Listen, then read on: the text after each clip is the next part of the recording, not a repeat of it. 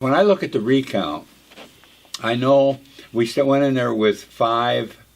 We were 5 behind. They were 5 ahead. Right. The first election to look at, the election district to look at, was Sturtevant. Now, Sturtevant had mostly no votes, so it was a stacked deck. When you're pulling them out, they should be no votes, right? Well, there's a greater chance of it being no vote. Yeah. Well, those great ladies. Stay away from Las Vegas. They drew out 3 yes votes. Yeah, I remember that. Out of that stack. So they're down from 5 down to 2 in the first drawdown. So I think that at that point they're looking at pushing the panic button. I think the next one took them down to 0.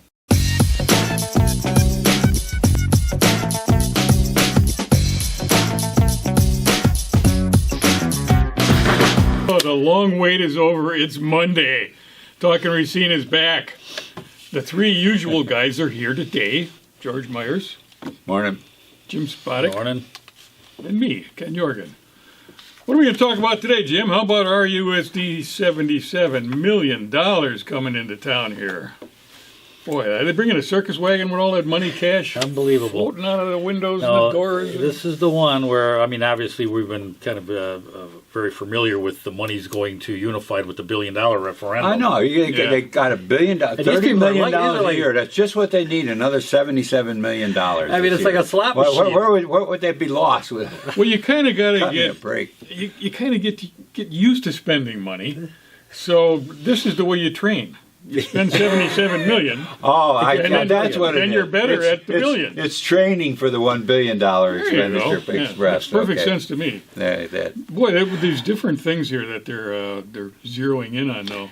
That well, we had COVID some money. questions This is COVID relief money that's coming to Unified. Yeah. RSUD. Well, this is some of those trillions of dollars you've been hearing about that Washington is spending. This is $77 million. Well, a little bit more than half of it is going to addressing and assessing learning loss. Now, somebody lost their learning there. It should be assessing and addressing, because until you assess it, how do you address it? Anyway, 53% is going to go to that. That could be a real beauty. It's one thing to addressing the learning loss. That would, because here's what I think it is. Someone who works for us has a grandchild in Unified, 3rd grade, 4th grade, and she said that her grandson had about 3 months or 2 or 3 months of some learning and then a couple weeks here. So he missed most of 3rd grade, but they're moving him on to 4th grade anyway. So there was a loss in learning in 3rd grade. I think this is what they're talking about. Well, that makes sense. All right. So it's one thing to go ahead and fix that learning loss. That would take a certain amount of money. But, when it comes to assessing it, you could just bring in all kinds of experts on that. Oh, yeah. You could just have fun spending money assessing those learning losses. I like spending money, don't you? Yeah, I'm thinking, this is the problem when you shut down schools and you control the learning of these young people that really are, and we did a show on it where they talked about this virtual learning. And I can remember one young lady on there saying, you think this is easy. It's hard. And you have to remember, it probably is hard. There's no interaction, and what interaction you get is on a tube. I mean, it probably is very hard. And I think some of these kids really suffered. Now, I see this $77 million, and I hear from the Unified board, there were parents that were asking, hey, how about including us, the parents, that have suffered, and their children have suffered because of this COVID and this shutdown, how about incorporating us into this?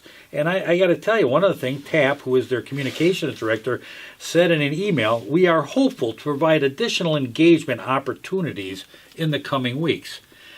To me, that's... the engagement opportunities are going to be with the parents, right? Where the parents are going to have some say. How much do you think that's really going to happen, George? Well, we'll cover a lot more of it right here in this program. Yeah, we probably will. Well, my question is, given the performance of Unified and the outcomes, how the hell do they determine that something was lost? Yeah, I mean, there's a good point. The product that's being turned out, the product being the education of the students, has been so deficient for so long. I mean, how do you determine how much of that deficiency is now due to the last year that we had? Right. Well, and that's another thing. When I look at it, I mean, and this goes back 30, 40 years. When I was first came to Racine, and I was hiring guys that were in their 20s and 30s that could not spell, let alone do mathematics. So this has been going on a long time. Yeah. So when something like this comes up, that's what I say, how do you measure that? If they couldn't spell or do mathematics then, okay, now is it they can't spell even more and do even less mathematics? Is that what it is? You can't spell more? Where's the loss? Yeah. Fairly ineffective. You even got more or less. But I mean, some of the things that their allowable cost is continued staff employment. Now, I think the number here is, what was it? 41%. 41% of 77 million on top of the billion that they've. It's about $31 million. Yeah, Yeah. that's an awful lot of money to. Well, and addressing. what staff is that? I mean, Well, is that teachers or This is that is so high level that janitors, you or never know. What is it? Who really is monitoring this? You know, I mean, even when you look at this $77 million, I mean, you have to remember this COVID money is being spread all over like a manure spreader, and it's going out there. And who is really monitoring this? Like a manure. Yeah, it's gotten so bad. Some states or some areas are trying to cut back on it. I think Wisconsin is one of them too, because the money's still going to these workers and they're sitting at home. They'd rather take the COVID money than go back to work. So it's really turning on business right now. Yeah. Well, again, 41% of this is going toward staff, employment staff, and what that is, who monitors. We don't know it. if that's teachers or what is it. Yeah, we don't know. I mean, is that going to? You know, I understand. There's some things here I agree with. You know, education, technology, Mental health support. right? That's a good. I mean, there are some good things here. Now, but who monitors it? And like you said, Doc, they've got a poor history. Yeah. Which Which was why our whole complaint about the $1 billion. You know, Correct. I mean, what have you done with the money so far? It's one of the most expensive, or is it the most expensive district in the state per student? It's not most Milwaukee. expensive. Yeah, Milwaukee's got higher. a higher, and there are a couple of small communities. They just got money. But Yeah, here's well, the it's- thing: Unified they're higher is than always Unified. on the bottom of the bigger school districts. They are. I mean, they actually got it to where they we're rated next to them. the bottom on product, On rating, yeah. results. Yeah. Yeah. But when it comes to per student, we're up towards the top. We Right. aren't at the top. I know. Spending there's a lot of some money there. and producing a poor product. Yeah. Bottom line, they're going to build schools with $1 billion. That's not going to produce the product. You know, the product is, really honed down on the student. We all have heard the attorneys say, watch where that money goes because it's not going to go to the students. Well, if it Well, doesn't, it shouldn't go to the students unless you're a college athlete. well, he's talking about for the student. Yeah. benefit. Yeah, I know. Benefit of the student. I know. The problem that I see where this could actually be very detrimental is just my viewpoint of the administration. To me, the administration needs to be dissolved, thrown away, and let the teachers do the job. Because right now the way it works is the school teachers have these students, but the administration is monitoring them and telling them what they have to teach, how they have to teach, and basically telling them how to run their classroom. So the teachers, I think, are professional. There's a lot of good ones out there. Just let them take over the classroom, run it the way they think it should be taught, and they'll do fine. They'll get a lot better result. So this $77 million comes in, and it adds to the administration. It's going to add to a problem that's already there. It's like making this problem that I consider the problem, making it even worse. So Well, that's if it is going to this could be really scary. The $77 billion gets spent. if it is going to administration, and that's our suspicion be. because the way it's written here. That would be devastating. That would be of no benefit at all to Yeah. Racine or the students. And I hope some parents will get in there and take advantage need of to these have, additional engagement opportunities. Stacy Tapp, who is that's a Racine Unified School District communicator, that she will make her do that. What do you think addressing long-term closures is about?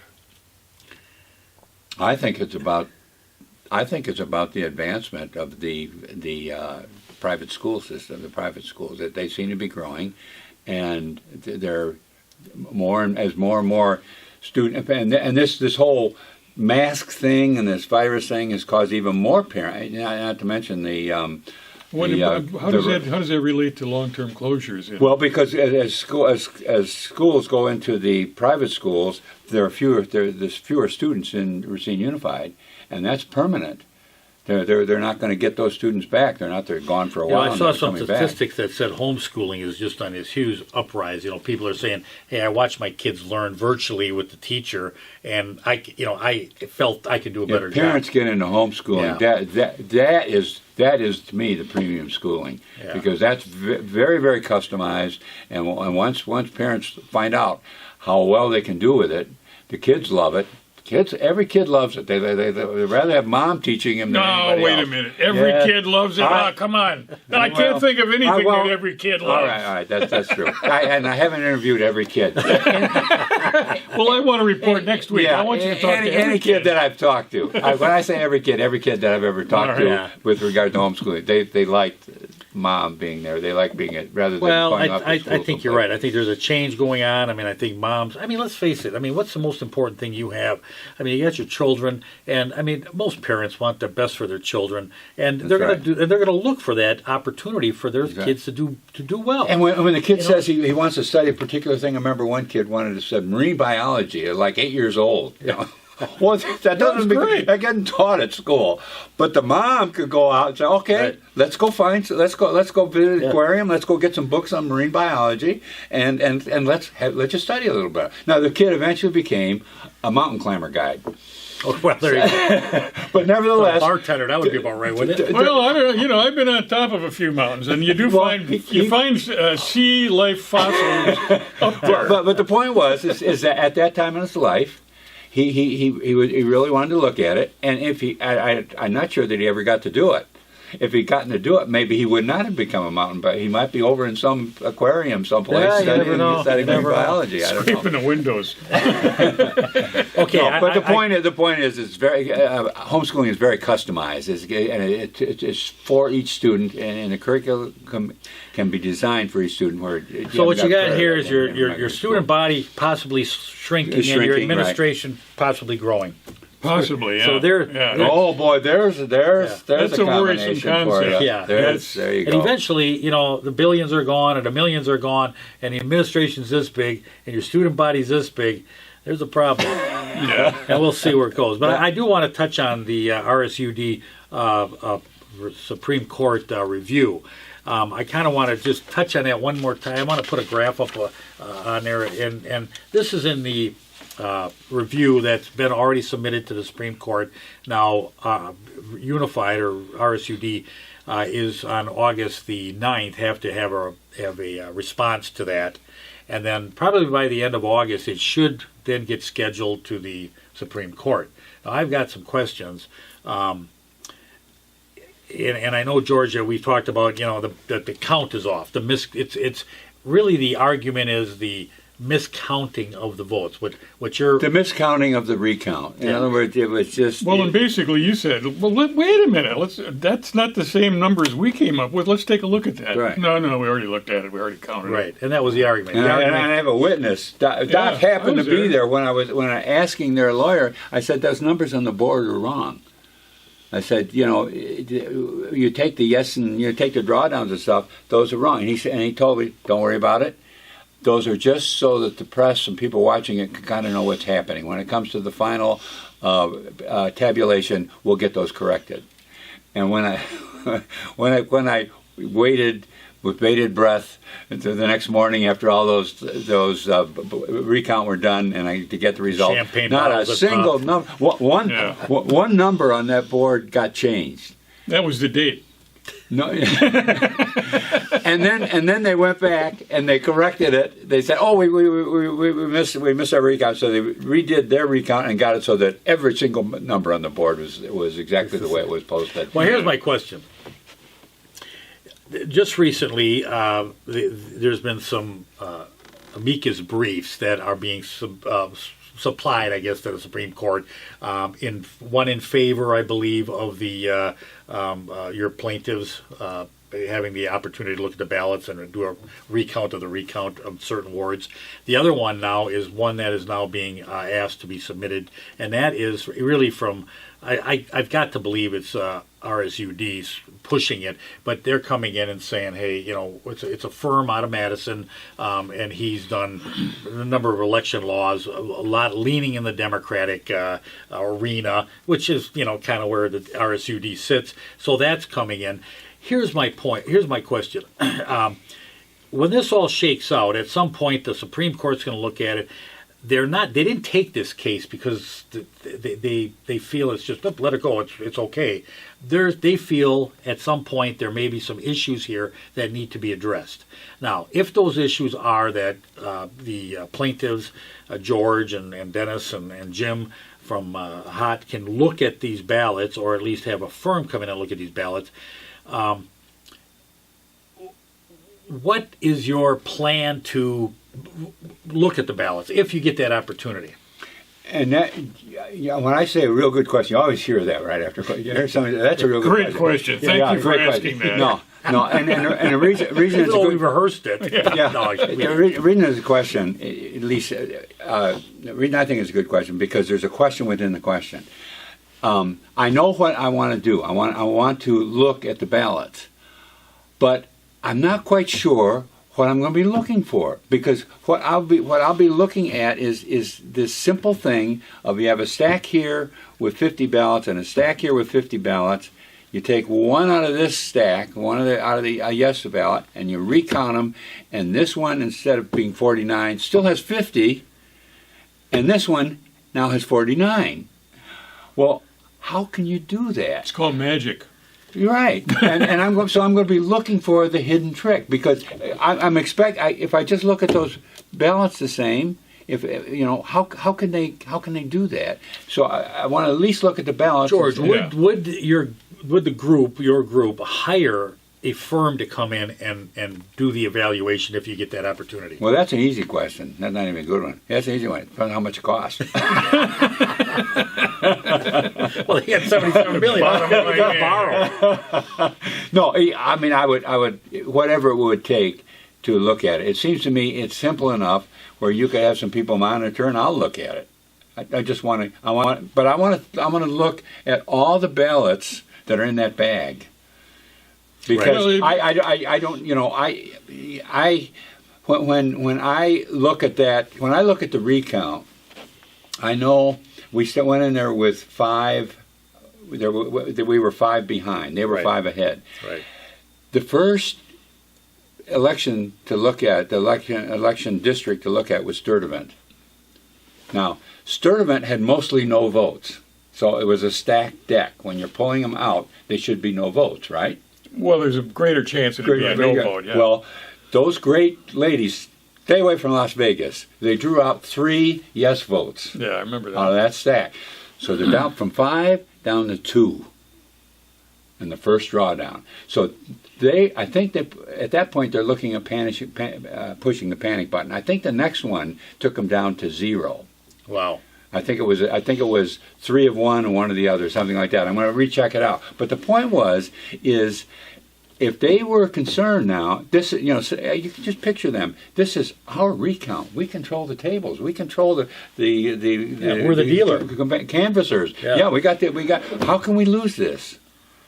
And now the planning goes in, well, maybe we got to shuffle a couple around. It's a long explanation why I want to look at everything that was in that bag. Mm-hmm. Now, I'm not going to say I don't think they could have gotten all magic. All of the ones that came up goofy, you want to look at. Yeah, I want to look at the bag. Well, wasn't the number... So there's a further answer of what I want to look at. Because one thing is first look at those 2 stacks, and the other thing is I want to look at the other things that are around there. Because how did the shifteroo happen? I mean, what I described as happening theoretically could not happen.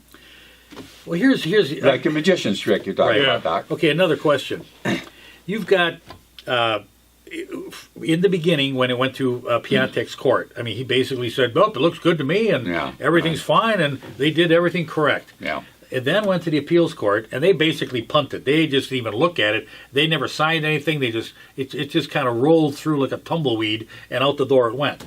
Yeah. So it comes now at that point, and I do remember some quotes in the Journal Times about asking the unified staff or the administration, how do you feel about this? It's not a worry for us. There's no worry here. Well, I'm disappointed in how Piontek handled it, because apparently he did not go and look at the ballots that were allegedly miscounted. He looked at nothing. He should have looked at them and said, okay, well, let me count them. He never addressed it, Doc. He never addressed the fact. I know, he never addressed the question. Yeah, exactly. Yeah, he didn't address the top piece of paper on his stack that asked for an extension of 1 day by one of our lawyers.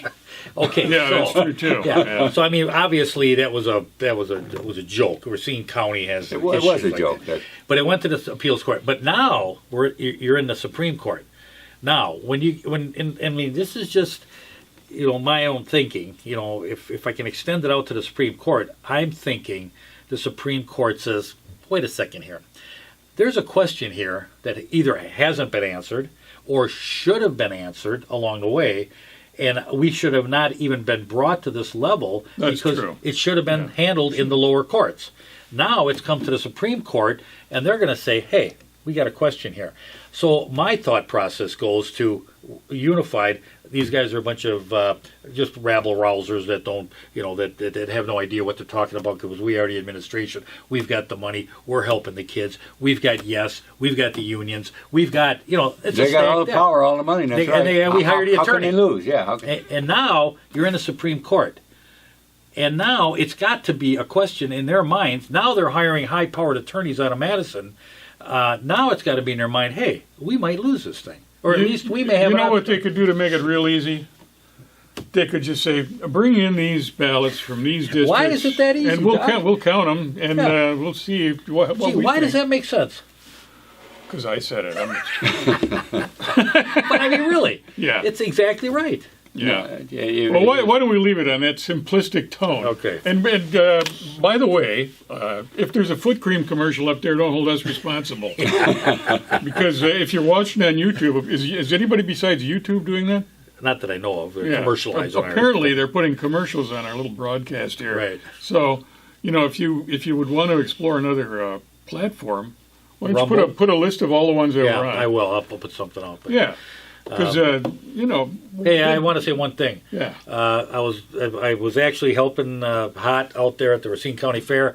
We being talking Racine, we had some folks come out and say hello, and we really appreciate that. And I'm going to shoot a picture up. They took a picture of me with a couple of folks that were out at the Hot, and I'll throw that picture up for a minute or two. And it was a lot of fun with a lot of nice people, and we got a lot of good. I knew when we got honest, open, and transparent. That's a hot government booth out there. People would like it. I think you would all just enjoy. Yeah, we have a good time out there too. So come on out to the fair. Well, the fair's over when you see this. So oh, that's right. Hey, there's always fair food, Yeah, right. Yeah. Well, Party on the Pavement's coming up. Yeah. That's October, isn't it? No, that's actually. I think that's towards the end of September. September now. Yeah, early September. Yeah. Okay, well, that's a good move. Yeah. Yeah. Anyway, you got a week to live without us now, unless you go out to the fair. So take it easy, be careful, be nice to each other. Come back and see us next Monday. Thanks for being here.